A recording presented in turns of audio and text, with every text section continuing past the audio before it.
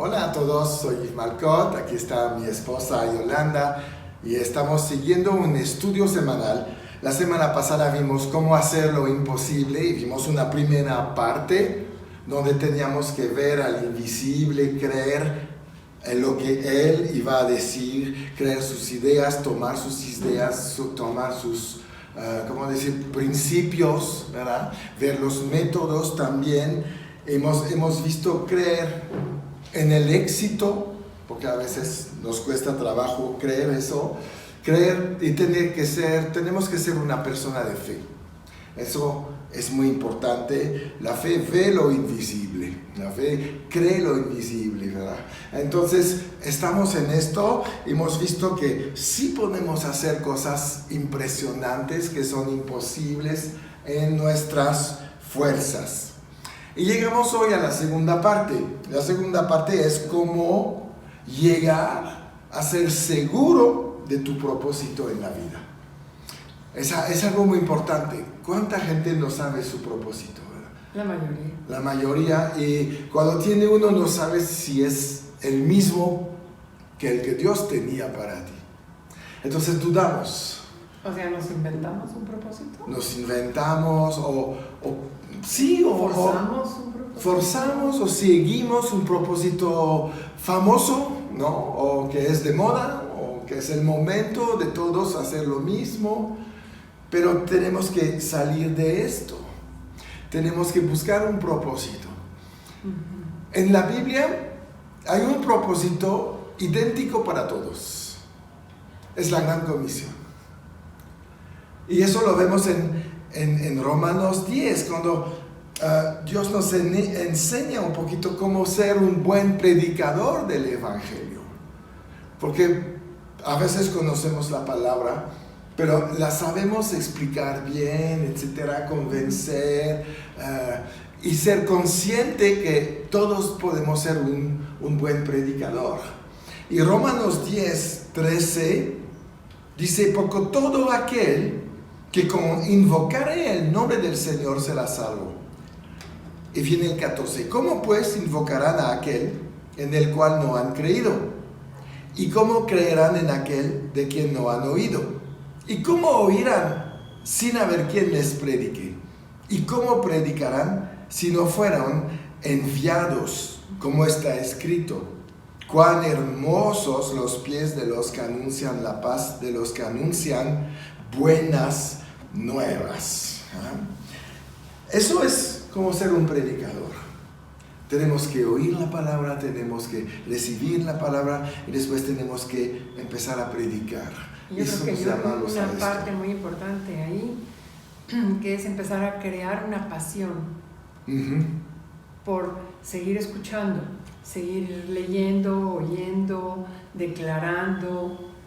Y yo me he dado cuenta de que cuando ponemos por obra lo que el Señor nos está pidiendo, es como ejercitar de alguna manera, es un poquito, por decirlo de una manera, ensayamos, ¿no? Ajá. A lo mejor al principio nos cuesta mucho trabajo y estamos nerviosos y no sabemos bien cómo empezar y qué decir, y entre más lo practicamos, mejor más va siendo una verdad en nosotros y por lo tanto se convierte en más facilidad de palabra, fluimos más en lo que el Espíritu Santo nos está llevando, podemos empezar a entrar. Tú puedes estar hablando a una persona acerca del Evangelio y el Espíritu Santo puede venir y puedes empezar a obrar en los dones del Espíritu Santo, porque estás fluyendo. Ya ese nerviosismo del principio ya está atrás, ya estás más, como podemos decir, un poquito como pez en el agua. Sí. También vemos que no todos somos tan buenos, no es siempre nuestro don. Y tenemos que buscar cada quien nuestro llamado. Y para conocer tu llamado, realmente, para que podamos ahí ministrar en el área donde vamos a trabajar, unos es la predicación, otros es la enseñanza, otros van a ministrar sanidad y cosas así, que son los grandes evangelistas, porque todos vamos a encajar un día en un ministerio. Pero la clave para tener este derecho de hacer el ministerio que pensamos que es el correcto, es saber que somos enviados. Enviados por Dios. Por eso aquí dice realmente enviados. Hermosos los pies de los que anuncian la paz, de los que fueron enviados a anunciar estas cosas. Entonces podríamos preguntarme, ¿quiénes son los enviados? Todos los que creen en Dios y que buscan servirle a Él. Porque a veces podemos decir, no, yo no soy enviada, no, yo no soy escogido, no, yo no, mejor que vaya alguien más. Y estamos cayendo en un engaño, porque la verdad es que Dios nos creó a todos con la gran comisión, ¿no? Sí. Vayan y hablen de las buenas nuevas. Sí, sí. Todos somos llamados a compartir la palabra. Marcos 16, 15, ¿no? Les dijo, id por todo el mundo y que predican el evangelio Y a ahí no hay un toda criatura. paréntesis que dice tú sí, tú no, No. el que califica con esto, el que tiene esa pasión por hablar de Cristo, el que tiene esa pasión, porque cuando tú estás enamorado de Dios, cuando estás viendo lo que Dios hizo en tu vida, cómo cambió tu vida, lo único que puedes hacer en agradecimiento, ¿verdad? Es seguir haciendo la gran comisión. Sí. Es seguir haciendo lo que Jesús vino a hacer, y que gracias a que Jesús vino a hacerlo y alguien te habló de lo que vino a hacer, tú tienes la salvación y tienes la vida eterna. Entonces, qué importante seguir los pasos de Jesús. Sí. Dice algo importante Marcos, predican el evangelio. Porque hemos visto ahorita que hay más y más predicación y enseñanza basada en motivación, en lo que podemos hacer nosotros, en nuestras fuerzas, que en el evangelio. Entonces tenemos que cuidar mucho esto y no caer en, bueno, no voy a predicar el evangelio como está porque me da un poco de pena. A lo mejor la Biblia ya pasó de moda. La Biblia no pasó de tremendo. moda. Sí se ve en el mundo hoy como que se ha bajado realmente el nivel de las prédicas, adaptando realmente la Biblia a la vida actual, cuando es lo contrario. Tenemos que adaptar la vida actual a la Biblia para mantener el estándar. Así, como si el evangelio necesitara de algo. Sí, no, como que El más evangelio barato es se vende perfecto, mejor. Es perfecto, el evangelio no necesita, bueno, la palabra lo dice, no le agregues. No le agregues, no le absolutamente quites. nada. Y estas concesiones de las que tú estás hablando se están dando tal vez por querer agradar a la gente. Y está bien querer agradar a la gente, pero no pagando un precio. No pagando un precio de no hablar la verdad completa, la verdad absoluta. Porque el no hablar la verdad absoluta es mentir. Así es. Entonces realmente podríamos decirlo, estamos mintiendo, estamos engañando a la gente, haciéndoles creer que pueden tener tal vez un evangelio de concesiones y que no pasa nada. Pero es que sí pasa, esa gente está dejando de tener resultados de las bendiciones de Dios en su vida. Entonces, pues, es un engaño. Claro, sí, pierdes las ventajas. No. Si vemos ahí Jesús cuando empieza su ministerio en Lucas 4, ¿no? Dice ahí algo importante en el versículo 18. Vamos a Lucas 4. ¿No? Dice algo tan fuerte. Él dice que el Espíritu del Señor está sobre mí, por cuanto me ha ungido para dar buenas nuevas a los pobres. Y ahí viene la clave. Me ha enviado. Jesús no inició su ministerio por su propia iniciativa. Él dice, me ha enviado a sanar a los quebrantados de corazón. Ese era su propósito. Sí. Y la primera cosa que viene es, me ha ungido. Y cuando soy ungido, Dios me puede enviar. Y es algo que tenemos que bien respetar, este orden de Dios. Porque nos podemos decir, ya me lanzo y no estoy ungido, entonces no cumplo ninguna de las dos condiciones. A ver qué pasa, ¿no? Espero que en el camino... ¿Qué va a pasar? Pues a lo mejor eres una buena persona, pero si no estás ungido, eso quiere decir que no vas a estar en tu llamado. Porque Dios pondrá la unción sobre tu llamado, no sobre lo que tú quieres o crees que es tu llamado. La unción está preparada para que tú hagas el plan de Dios para tu vida. Yo creo que si somos honestos, en un principio podemos estar un poquito inciertos, pero conforme va pasando el tiempo, vas viendo cuál verdaderamente es tu llamado y te vas dando cuenta que es donde vas a fluir de una manera muy especial y muy diferente a lo que tal vez estamos tratando de hacer por acá. Sí. Que finalmente es una bendición, pero tal vez no fluyes de la manera que deberías de fluir y por lo tanto pues no estás obrando en lo sobrenatural. Tal vez es una palabra buena, tal vez es una palabra positiva, tal vez es una bonita exhortación, pero no hay poder. Es lo que decimos siempre. Estamos en lo bueno, pero no en lo correcto. Entonces, el llamado de Dios es lo que te va a posicionar donde Él quiere que estés. Quiere decir que realmente es importante escuchar su voz y buscar un encuentro con el invisible, lo que veíamos la semana pasada. Buscar cómo recibió Moisés su llamado, hablando con el invisible. ¿Se acuerdan de la palabra de Éxodo? Entonces, es importante conectarnos con Dios, con el mundo invisible, con el mundo espiritual, donde vamos a encontrar nuestro propósito. Buscar ahí este propósito y al momento que recibes seguridad, que estás en Él, ya te puedes lanzar. Y no tienes miedo. Empiezas a fluir, ¿no? Fluyes, eres libre. Y como viene la unción, viene el mensaje, vienen los recursos, viene el denuedo, se abren las puertas, todo sale bien, todo sale bien. Por eso Dios le dice a Josué, medita en este libro de la ley de día y de noche.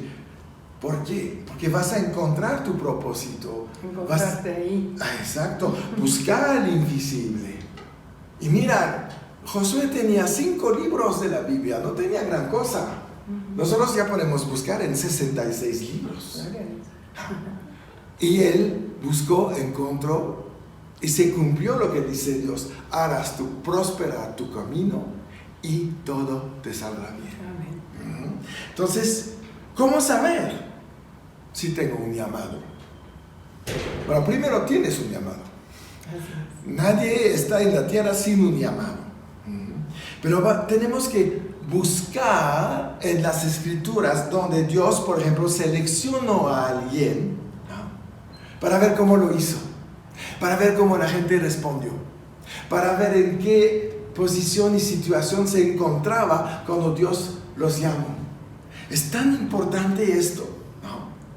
Pero si no están ungidos, si realmente no está el poder de Dios sobre ti, no forzas tu llamado. ¿Qué hicieron Pedro, Juan, Simón, Mateo? Estaban en sus cosas. No buscaban hacer nada. No. Pero viene Jesús. ¿Tú qué haces? Sígueme. ¿Tú qué haces? Sígueme. Deja eso y ven, sígueme. Elías ve a Eliseo. ¿Qué haces? Sígueme. Sí.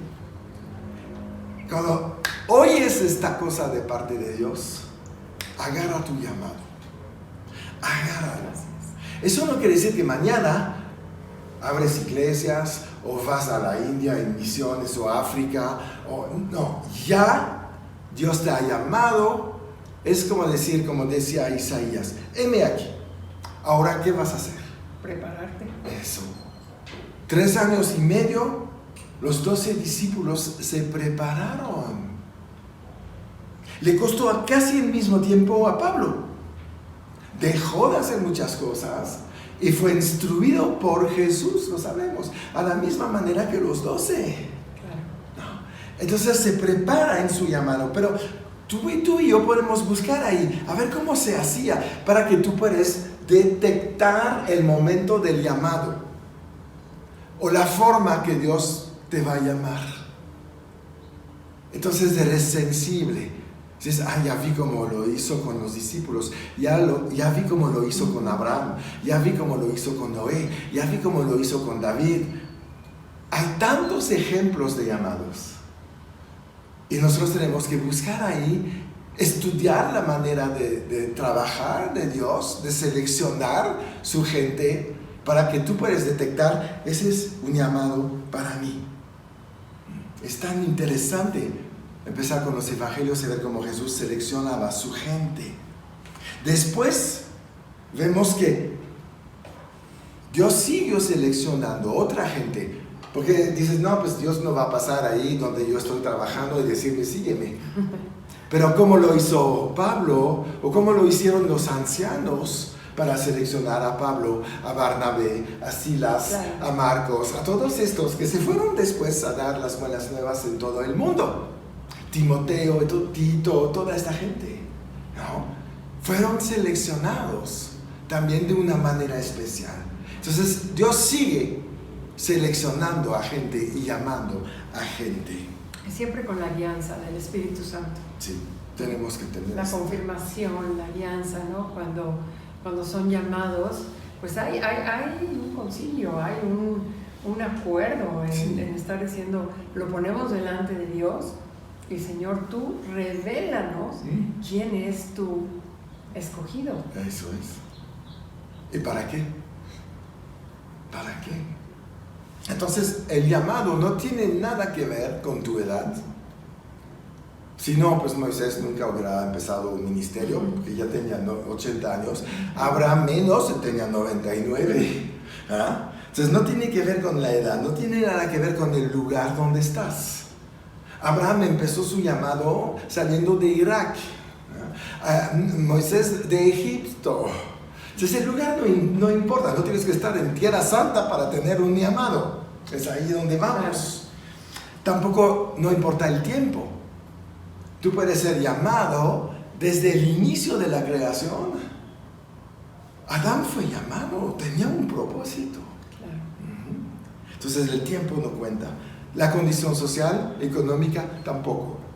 Hay gente que son llamados, que son soldados, guerreros, reyes, cultos, doctores, pescadores, gente que no sabe ni leer ni escribir. Todo eso no importa. Cuando Dios te llama, Dios te capacita, Dios te equipa. Porque sabe que el llamado, no importa quién eres, no importa los diplomas, el conocimiento, el llamado rebasa tus capacidades. Siempre. Entonces no tenemos que preocuparnos de esto. Tampoco no importa la raza. Dios puede escoger un blanco, un negro, un asiático. Amarillo, verde, rojo. Para Él, la raza, primero yo creo que tenemos que definir algo. No existen las razas. Eso es un invento humano. Hay una sola raza, el humano, con diferentes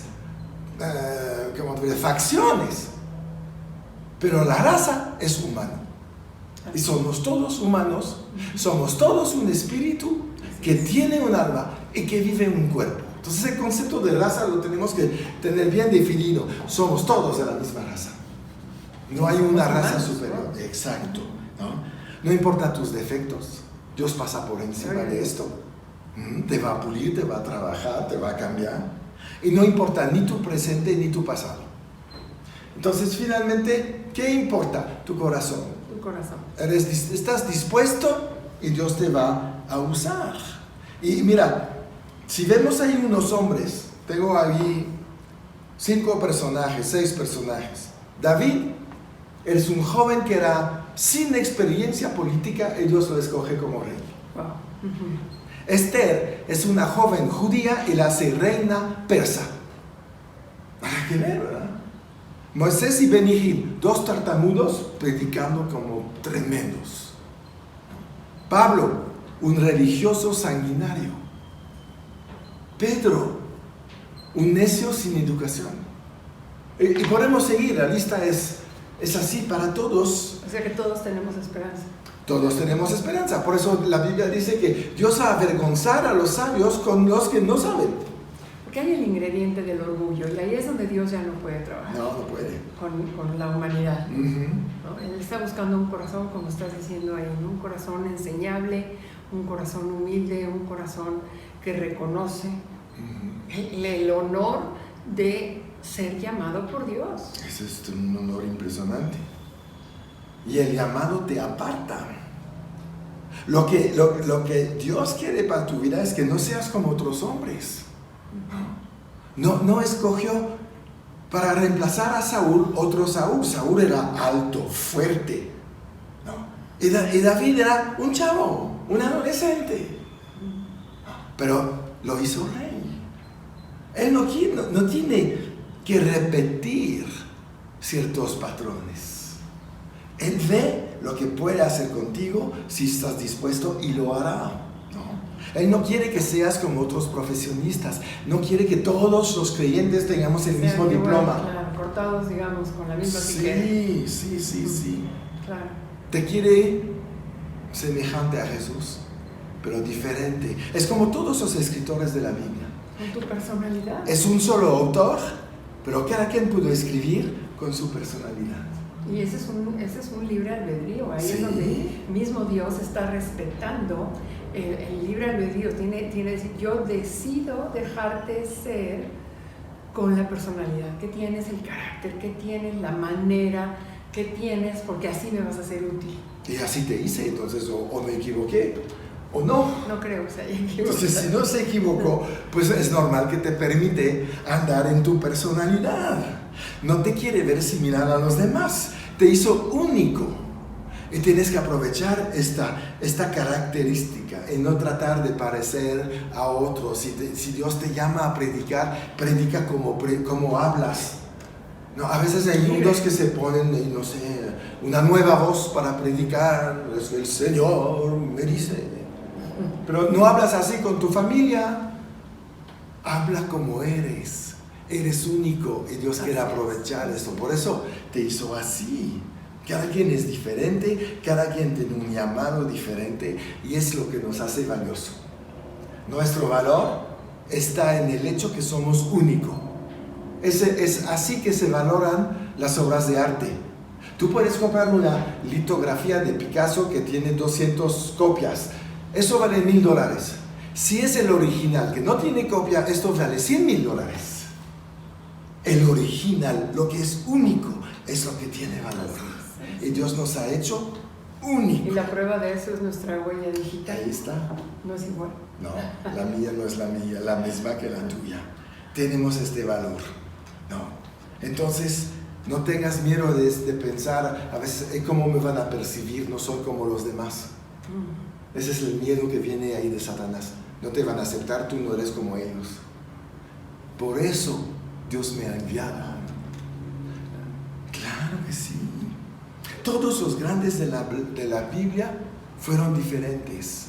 Y mira, hablaron de manera diferente, oraban de manera diferente, enseñaban de manera diferente, predicaban de manera diferente, sanaban de manera diferente, veían el mundo de manera diferente. ¡Wow! Y se veían a ellos diferentes. Y no tenemos que tener pena de cómo somos. Dios nos ha hecho y como nos ha hecho, estamos bien. Y es precioso porque el mismo Dios no se avergüenza de su creación, al contrario, necesita cada parte de su creación para que forme, podríamos decir, ese rompecabezas general, en donde cada uno de nosotros somos una pieza que si no actuamos y obramos en nuestro llamado, siempre se va a quedar ese huequito en el rompecabezas. Sí. Nadie va a llenar lo que yo soy llamado a llenar. Sí, exacto. Entonces, Dios sigue buscando gente. Dios sigue buscando Pablos, Esther, como Priscila, Aquila, toda esta gente. Él necesita de esta gente. Y más ahora, en estos últimos tiempos, cuánto más el cuerpo de Cristo tiene que multiplicarse y tiene que cada uno de nosotros tenemos que ir y doblar esfuerzos para poder llegar a cumplir el propósito. Sí, por supuesto. Ya no hay tanto tiempo como tal vez había antes de tomárnoslas un poquito más tranquilo, un poquito más a la ligera.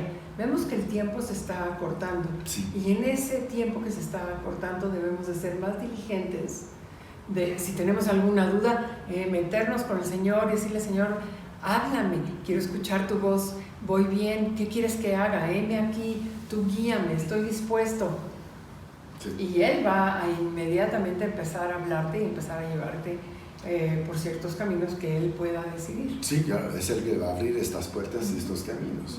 Y debemos de dejar de imitar a otros y tomar conciencia que tenemos un llamado único y un propósito único, y que lo podemos buscar a través de ejemplos para ser sensible, para detectar el llamado, pero va a ser diferente de todos. Tú puedes ser llamado a predicar, pero no vas a predicar como los demás, porque hay algo en ti especial que va a hacer la diferencia. Por eso hay gente que va a predicar en la selva, otros van a predicar en ciudades, otros van a predicar a incrédulos, otros predican a hombres de negocios. Cada quien tiene una aptitud diferente para situaciones diferentes. Y no tenemos porque vas a identificarte con personas de tu misma personalidad, sí, de tu mismo lenguaje, de tu misma forma. Es donde vas a ser aceptado y donde vas a tener ese impacto. Sí.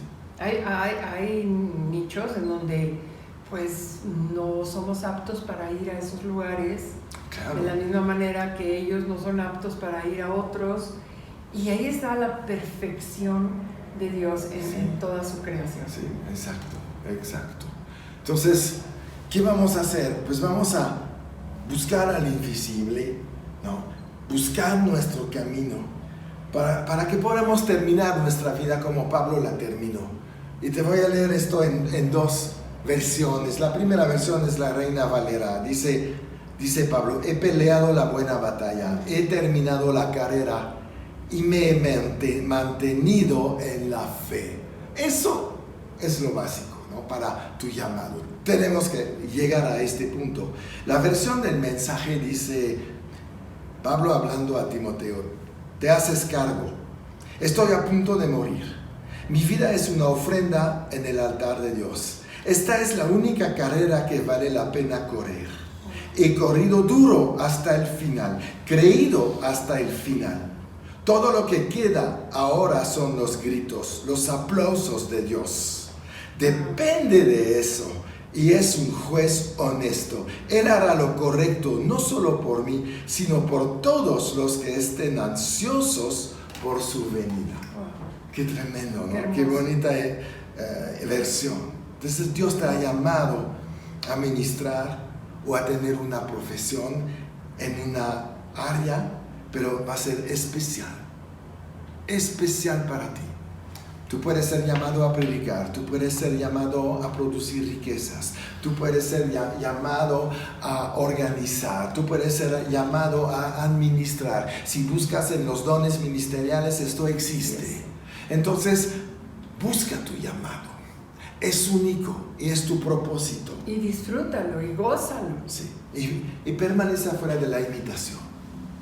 Porque la verdad, no es el plan de Dios que seamos todos iguales. Así es. Nos ha hecho diferentes. Entonces vamos a buscar este propósito hasta que estemos seguros que lo tenemos bien claro y que podemos andar en él.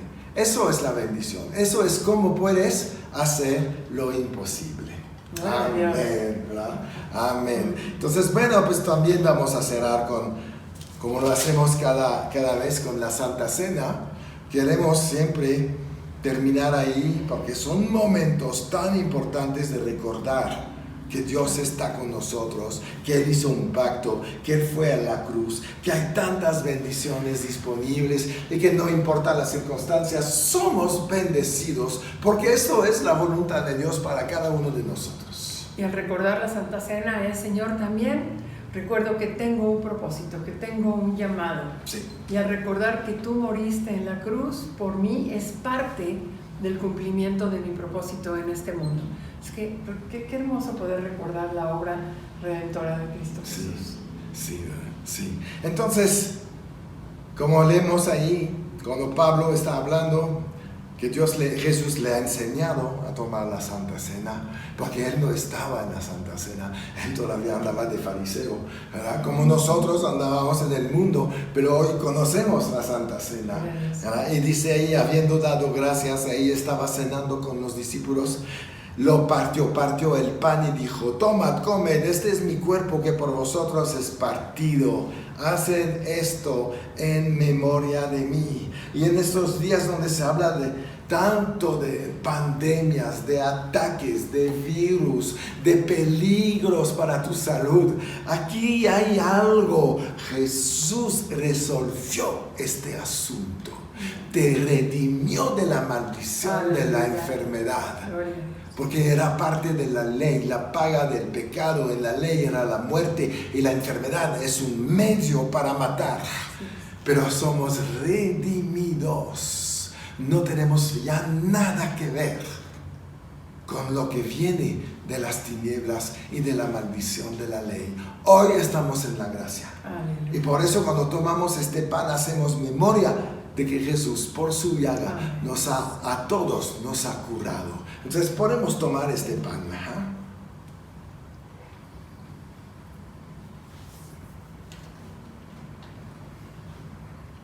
Asimismo, tomo también la copa, después de haber cenado, diciendo: esta copa es el nuevo pacto en mi sangre. Haced esto todas las veces que la bebiereis en memoria de mí.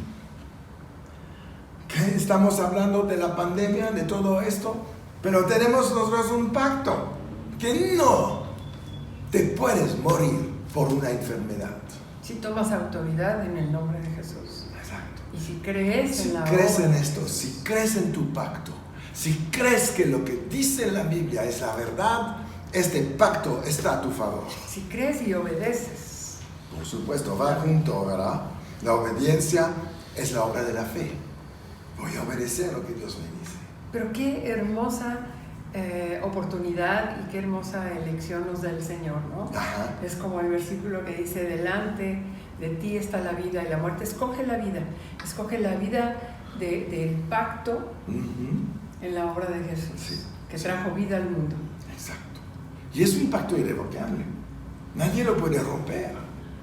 Nosotros lo activamos creyendo. Dios no te pide otra cosa. Créeme y todo te salva bien. Entonces vamos y es tan sencillo como decir: Señor Jesús, creo que tú fuiste a la cruz para morir por mí, para que yo pueda ser libre del pecado y de la maldición de la ley.